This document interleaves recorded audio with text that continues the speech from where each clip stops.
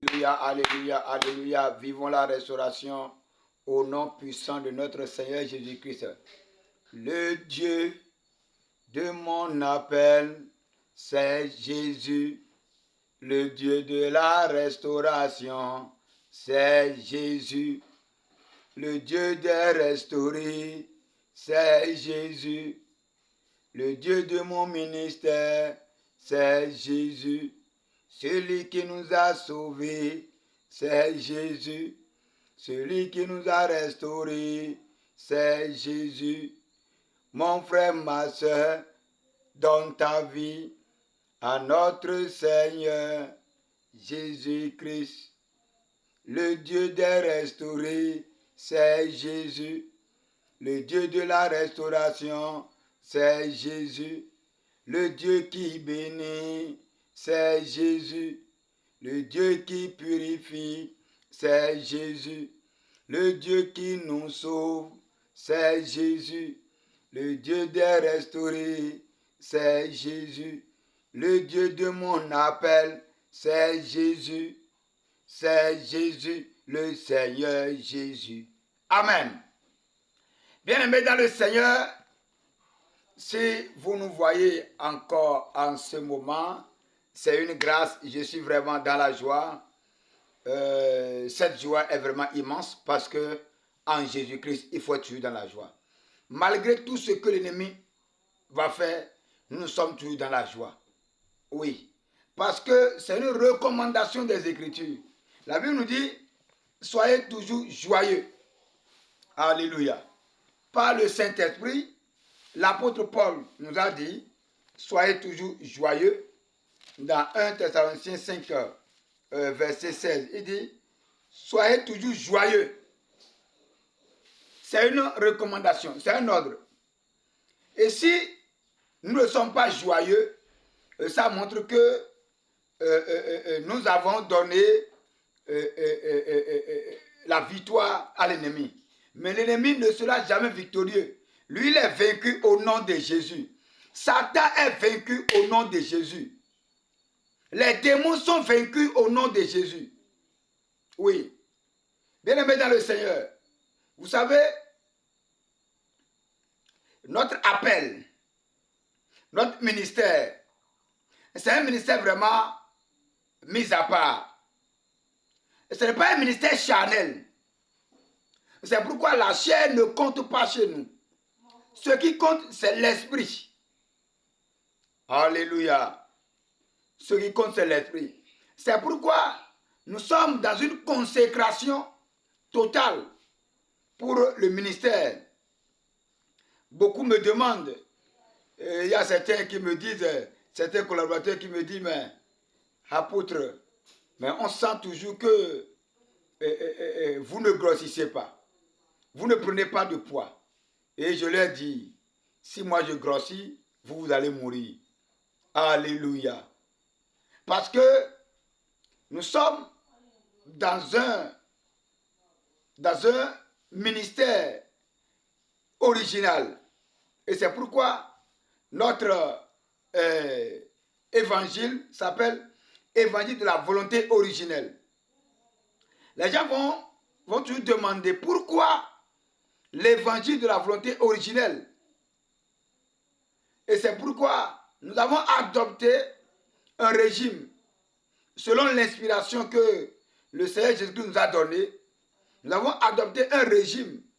Beaucoup me demandent, mais pour eux, ils aimeraient vraiment faire ce régime alimentaire, mais ils attendent à ce qu'ils soient millionnaires ou bien milliardaires avant d'adopter le régime alimentaire que nous avons, par l'inspiration, nous sommes donnés dans la restauration. Et ce régime alimentaire est observé par l'apôtre de la restauration. Et c'est un régime végétalien parce que quand nous lisons Genèse 1 et 2, vous allez comprendre beaucoup de choses dans Genèse 1 et 2. D'abord, quand nous prenons Genèse chapitre 1er, le verset à partir du verset 26, que nous lisons pour la gloire de notre Seigneur Jésus-Christ. Genèse 1, verset 26. Puis Dieu dit, faisons l'homme à notre image et à notre ressemblance, et qui domine sur les poissons de la mer, sur les oiseaux du ciel, sur le bétail, sur toute la terre et sur tous les reptiles qui rampent sur la terre. Dieu créa l'homme à son image, il le créa à l'image de Dieu, il créa l'homme et la femme. Le verset 28, Dieu les bénit et Dieu leur dit, soyez féconds, multipliez, remplissez la terre et l'assujettissez et dominez sur les poissons de la mer, sur les oiseaux du ciel et sur tout animal qui se meut sur la terre. Et Dieu dit, voici, voilà le verset 29. Dieu dit, voici, je vous donne toute herbe portant de la semence et qui est à la surface de la terre, et tout arbre ayant du fruit, ayant en lui du fruit d'arbre et portant de la semence, ce sera votre nourriture. Voilà la nourriture que Dieu a donnée à l'humanité, aux hommes, à la création. Avant la chute de l'homme, voilà ce que le Seigneur a donné. Les recommandations du Seigneur après la création vis-à-vis de l'homme, ce que l'homme doit consommer, ce que l'homme doit manger.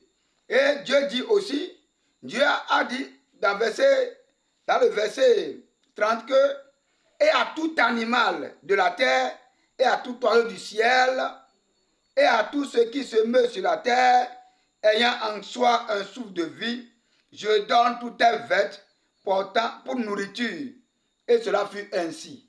Donc, au commencement, Dieu, dans sa volonté originelle, n'a pas destiné à l'homme, il n'a pas destiné pour l'homme de manger les animaux. Ça, c'est dans la volonté originelle de Dieu. Mais voilà que l'homme a chuté.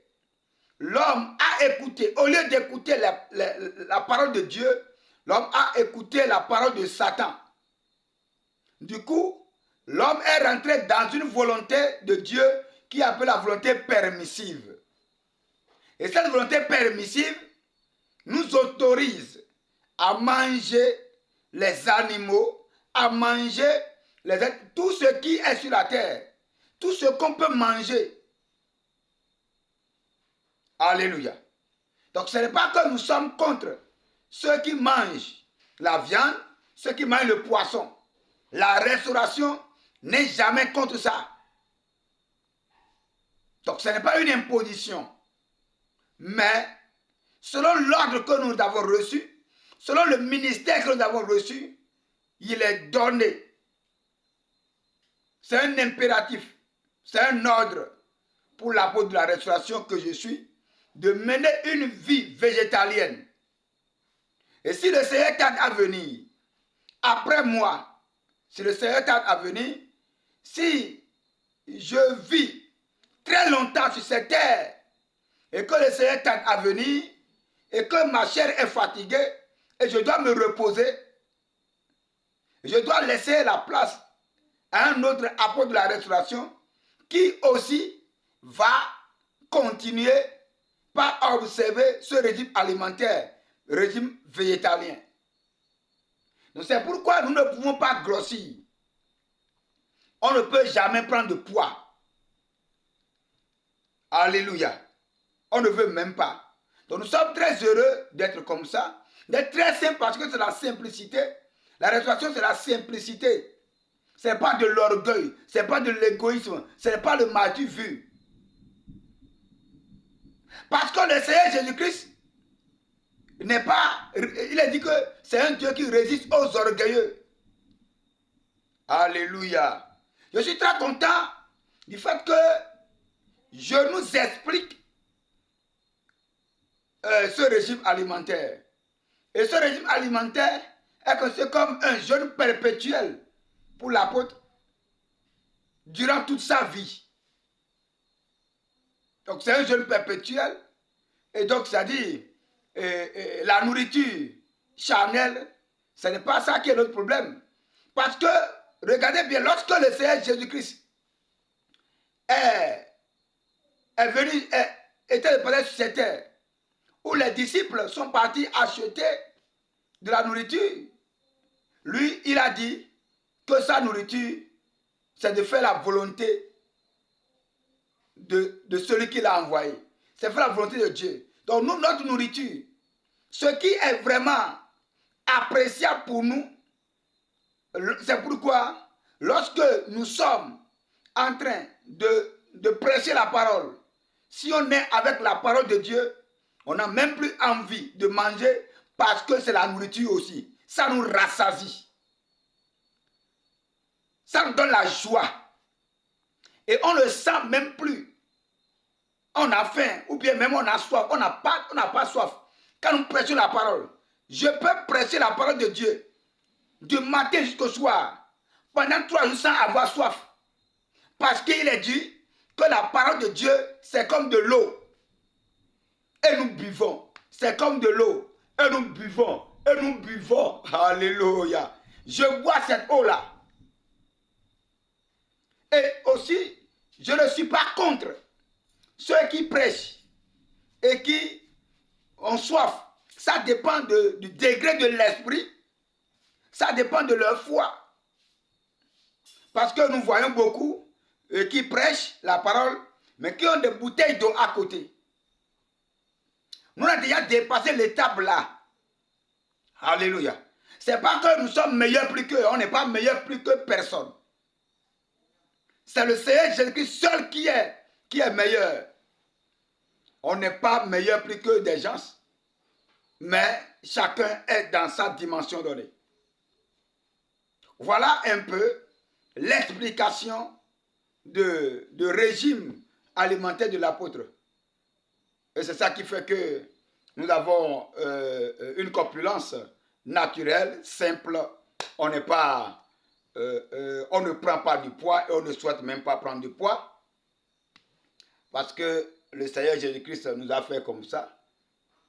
De temps en temps, au lieu que nous grandissons, nous nous rajeunissons. Voilà. Voilà. C'est l'évangile de rajeunissement. Que le Seigneur soit glorifié et que le Seigneur vous bénisse. Vous qui nous suivez sur les réseaux sociaux, vous qui nous suivez à travers WhatsApp, Facebook, et TikTok, et même aussi sur YouTube, sur notre chaîne Restauré TV, que le Seigneur vous bénisse. Soyez abondamment bénis au nom de Jésus-Christ. Je déclare sur votre vie, bien-aimés dans le Seigneur, que la grâce et la paix de notre Seigneur Jésus-Christ soit votre partage. Soyez vraiment restaurés. Et que le Dieu de la restauration, le Seigneur Jésus-Christ, vous bénisse et vous accorde sa grâce. Demeurez bénis au nom puissant de notre Seigneur Jésus-Christ. Shalom.